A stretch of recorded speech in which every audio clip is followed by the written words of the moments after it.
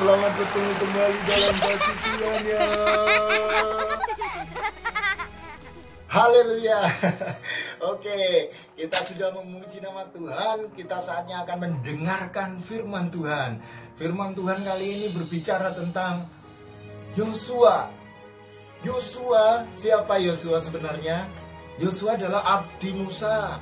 Ya, dulu waktu Musa, adik-adik ingat nggak? Waktu zamannya Musa, Musa bisa memukulkan tongkat di air, laut Teberau, laut Kolsom sehingga terbelah menjadi dua, dan tentara Mesir harus menyeberangi di sana dan akhirnya mati di sana. Nah, Musa memimpin bangsa Israel keluar dari Mesir menuju ke tanah perjanjian, yaitu tanah Kanaan. Tetapi karena satu hal, karena Tuhan izinkan bahwa ada pengganti Musa saat itu yang akan membawa bangsa Israel ke tanah perjanjian. Bukan lagi Musa, tetapi Yosua yang dipilih oleh Allah setelah Musa meninggal. Wah, seorang anak muda pengganti dari Musa yang luar biasa dipakai Tuhan. Nah, adik-adik juga bisa dipakai Tuhan luar biasa, sama seperti Musa dan Yosua. Cerita tentang Yosua terdapat di dalam kitab Yosua pasal yang pertama sampai 24 pasal. Nah, 24 pasal di ayat pertama kisah tentang Yosua. Dan saat ini Kak Yudi bercerita tentang kejatuhan Yeriko. Ya, ada di pasal yang ke-6. Kita akan lihat jatuhnya Yeriko, ya. Di pasal 6 ayat 1, panjang sekali ceritanya sampai 27. Adik-adik pasti ingat cerita tentang runtuhnya Yeriko. Sebentar saja Kak Yudi akan bahas kenapa Yosua bisa melakukan hal seperti itu, menjadi pemimpin yang luar biasa. Oke, kita akan lihat Alkitab kita akan baca beberapa ayat di pasal 6, Yosua pasal 6, ayat 1 sampai yang kedua. Jatuhnya Yeriko. Dalam pada itu Yeriko telah menutup pintu gerbangnya, telah tertutup kota itu karena orang Israel. Tidak ada orang keluar atau masuk. Berfirmanlah Tuhan kepada Yosua, ketahuilah, aku serahkan tanganmu Yeriko ini beserta rajanya ke tanganmu. Yeriko ini beserta rajanya dan pahlawan-pahlawannya yang gagah perkasa. Ayat yang ketiga, haruslah kamu mengelilingi kota itu, yakni semua prajurit harus mengedari kota itu sekali saja. Demikianlah harus engkau perbuat 6 hari lamanya. Ayat 4, dan 7 orang imam harus membawa 7 sangkakala tanduk domba di depan tabut itu. Tetapi pada hari yang ke-7, 7 kali kamu harus mengelilingi kota itu, sedang para imam meniup sangkakala. Adik-adik, kisah Yosua itu adalah kisah sejarah dalam Alkitab, dan itu pernah terjadi. Nah, adik-adik, Yeriko dengan tentaranya yang luar biasa pada akhirnya bisa dihancurkan oleh bangsa Israel atas perintah Yosua dan atas perintah Tuhan.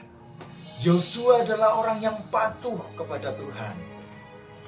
Saat bangsa Israel mengelilingi 1 hari, 2 hari, 3 hari, 4 hari, Orang-orang Yeriko melihat, kenapa orang Israel ini teriak-teriak, membunyikan trompet. Mana trompet? Ini saja. Nah, ini trompet. Misalnya, tot, tot, tot, tot. Glory, glory, haleluya. Orang Israel mengelilingi satu hari, istirahat. Hari berikutnya, haleluya, ada bangkit. Hari yang ketiga, ku menang bersama Tuhan Allah, ku menang. Wah. Hari yang keempat, hari kelima, hari keenam, hari yang ketujuh, bangsa Israel atas perintah Tuhan harus mengelilingi 7 kali. Dan para imam membunyikan sangkakala dari tanduk domba. Akhirnya benar-benar terjadi, adik-adik. Tembok Yeriko runtuh dan bangsa Israel masuk ke dalamnya, membunuh pasukannya, merampas semua yang ada di sana dan menjadikan itu miliknya. Bangsa Yeriko dikalahkan. Wah, benar-benar Allah itu luar biasa. Bangsa Israel yang kecil, yang tidak punya senjata secanggih orang-orang Yeriko dengan pasukannya yang gagah berani. Perlengkapan perangnya yang luar biasa. Tapi kok kalah dengan bangsa Israel yang hidup di padang gurun. Pasukannya terdiri dari keluarga-keluarga dan gak banyak orang waktu itu. Dan satu hal, kenapa bangsa Israel bisa menang? Karena Tuhan beserta dengan bangsa Israel. Kita akan lihat di Alkitab lagi, Yosua pasal yang kelima, ayat yang ke-13. Ini. Panglima bala tentara Tuhan. Ketika Yosua dekat Yeriko, ia melayangkan pandangannya. Dilihatnya seorang laki-laki berdiri di depannya dengan pedang terhunus di tangannya. Yosua mendekatinya dan bertanya kepadanya, Kawankah engkau atau lawan? Jawabnya, bukan, tetapi akulah panglima bala tentara Tuhan. Sekarang aku datang. Adik-adik, ternyata bala tentara Tuhan ada dan berperang bagi Israel. Dan ingat bahwa segala sesuatu yang mungkin saat ini di hadapan kita merasa sulit, merasa kita tidak bisa mencapainya, karena mungkin seperti orang-orang Israel memandang Yeriko yang punya tembok yang kuat, punya pasukan yang handal, merasa takut dan gentar. Kita punya Allah yang luar biasa. Kita punya bala tentara surga yang berperang di depan. Dan ingat, Yosua dipilih Tuhan karena dia adalah orang yang taat, orang yang setia kepada Tuhan. Dia melakukan segala apa yang Tuhan perintahkan, apa yang Allah perintahkan kepada bangsa Israel. Yosua melakukannya. Maukah adik-adik taat? Mau. Maukah adik-adik tetap memiliki iman yang besar? Yes, aku mau. Aku mau. Kak Yudi punya iman yang besar. Kak Yudi punya iman yang kuat, sehingga Kak Yudi nggak takut lagi apa yang ada di depan. Hari esok, masa depan kita semua ada di tangan Tuhan. Nah, adik-adik, itu cerita tentang Yosua. Kak Yudi nggak bisa cerita banyak karena di Alkitab adik-adik bisa baca dalam kitab Yosua. Perlu adik-adik baca, ceritanya keren. Ya, dan Kak Yudi mau ngomong tentang bagaimana kita bersyukur hari ini. Ya, siapa yang naik kelas?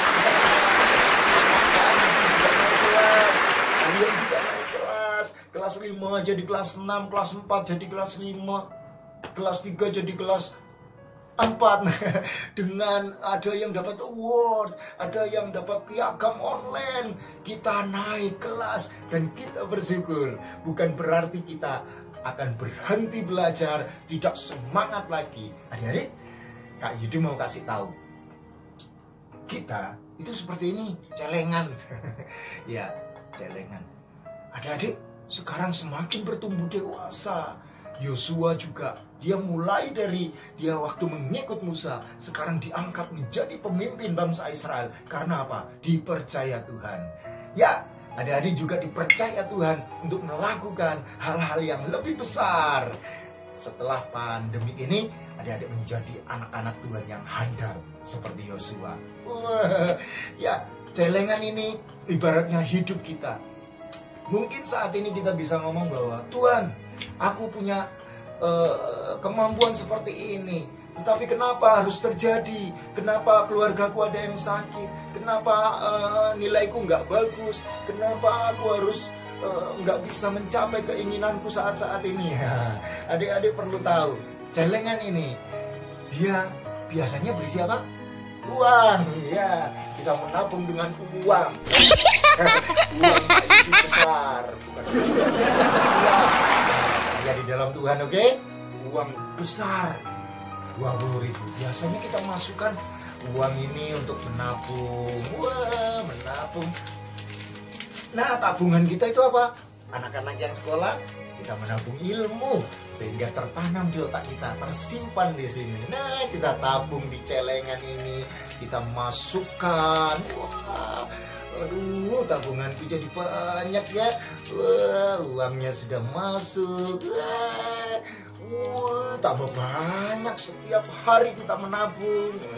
Setiap kali kita belajar, setiap kali kita berdoa.